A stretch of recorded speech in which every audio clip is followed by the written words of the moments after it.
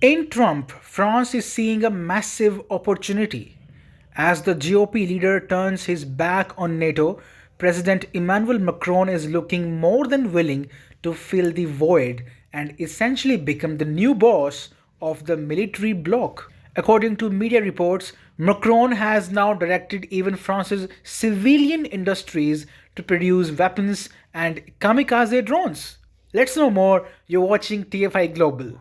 The French government is urging civilian industries, including car manufacturers, to shift their production lines toward large scale military manufacturing.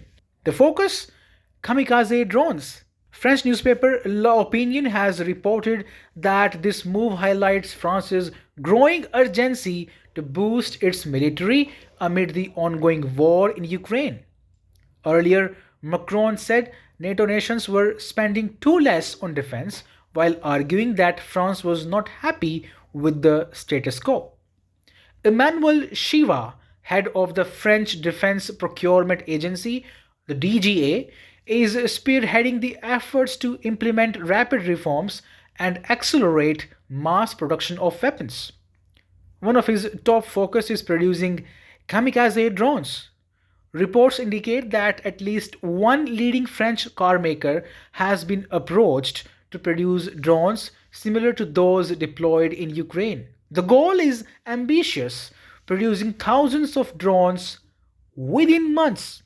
This level of large scale military production is unprecedented in France's traditionally slow moving, sluggish defense sector. The war in Ukraine has exposed weaknesses in France's ability to produce weapons at the speed required in modern warfare.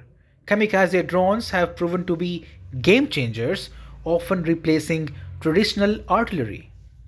In a statement, Shiva said, "For decades, speed was not a priority. Now we must look to other industries for expertise."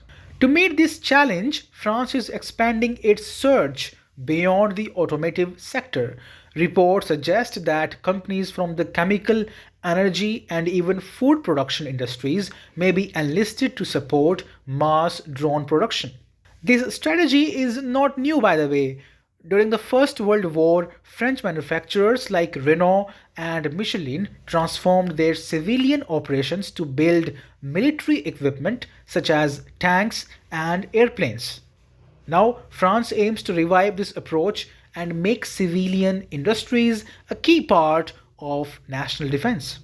Last year, France's Minister for the Armed Forces, Sébastien Lecornu, signed an unprecedented UAV pact. This agreement fosters closer cooperation between the French military and drone manufacturers. The pact focuses on developing drones under 150 kg, strengthening France's unmanned aerial vehicle arsenal. Now, the question is, why does France require so many drones and weapons within a few months? After all, France is neither at war with Russia nor does it plan to support Ukraine's military. You see, Macron is an ambitious leader and he wants to emerge as the new security guarantor of EU nations. Simply put, he wants to be the EU's commander in chief. For instance, see this. France has flirted with the idea of sending troops to Greenland in the face of Trump invasion concerns.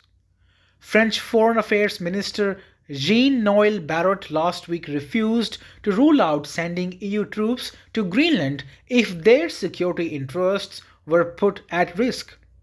Last week, Macron also held a meeting with the Danish Prime Minister. A press release said that two leaders discussed European security and defense issues. The Arctic island has become a source of severe contention between the EU and the US, as Trump threatened many a time to buy the territory or else impose heavy tariffs. As Denmark looks hopeless and vulnerable, Macron appears to be saying, "Hold, my beer."